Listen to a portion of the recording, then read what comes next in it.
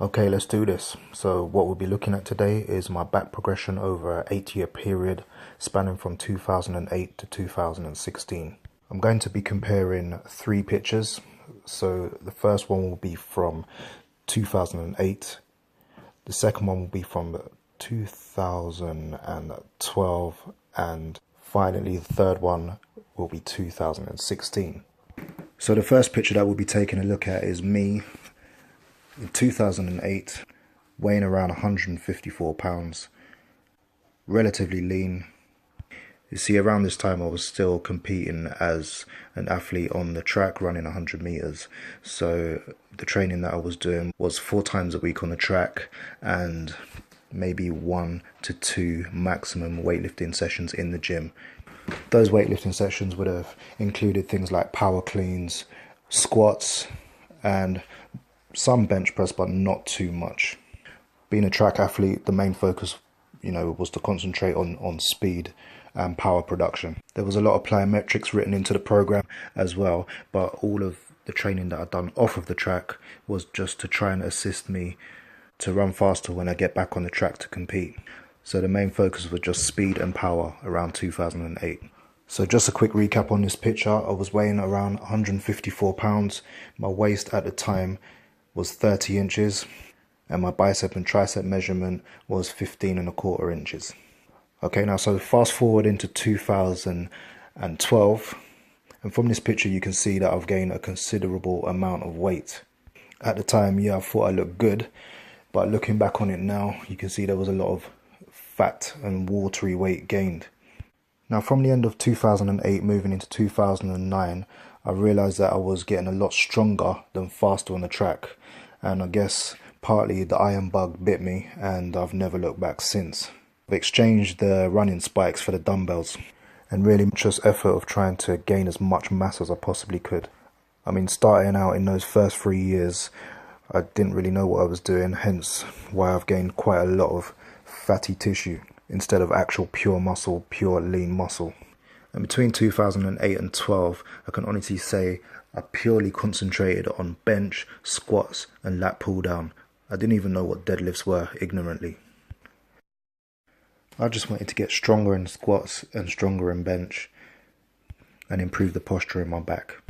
Around the time of this picture, I was weighing 190 pounds and the waist, as you can see from the midsection, it blew up to 35 inches. I mean, I went through about 3 or 4 jean sizes within that 4-year period.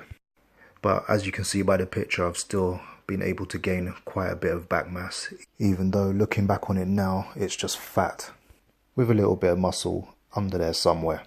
Right, now moving forward to present day 2016, this is more of a pleasing progression. From 2012 to 2016, I've learned a lot more about my body, all different types of training methods. I've been able to train with numerous amounts of different people, whether it be coaches, athletes, powerlifters, basically people from all walks of life. And I've picked up little bits from along the way. In this picture, you can see my lats have really developed. I've really developed some mass under the armpit area, giving me more of that V-taper.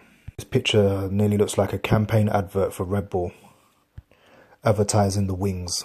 So as it stands, I'm really happy with this picture. I mean, I'm not real lean or shredded by any means. I'm not competition standard, but there is improvement.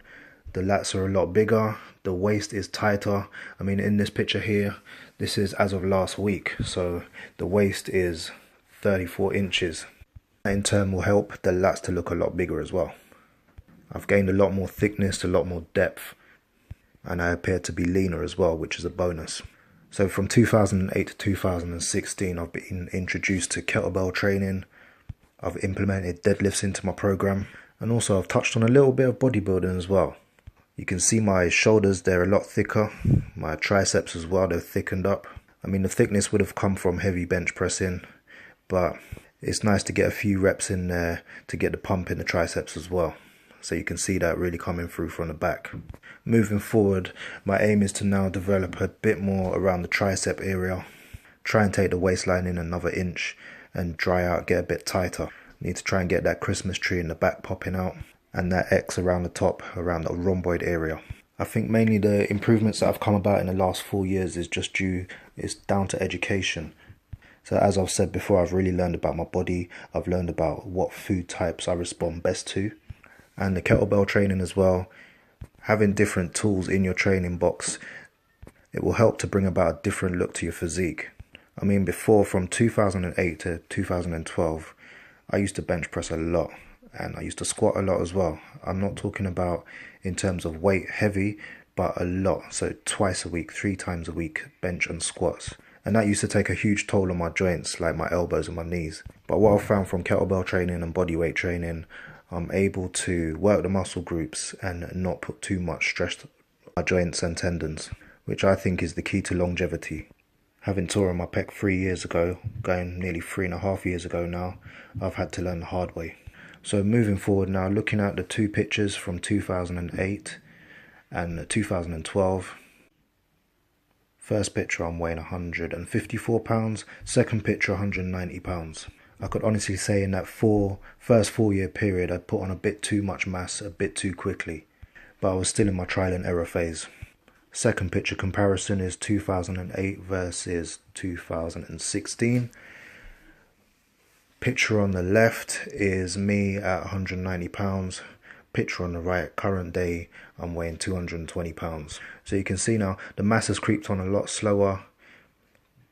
But as I say, I know my body more now. I train smart, not necessarily hard, and I implement at different levels of intensity, tools, and so on and so forth into my training. So lessons to be learned from this is just be patient. The gains will come. Do not rush. Work with as many people as you can. And learn. Don't be afraid to try new things and train outside your comfort zone once in a while. You may make some gains. Alright, until next time, keep it locked.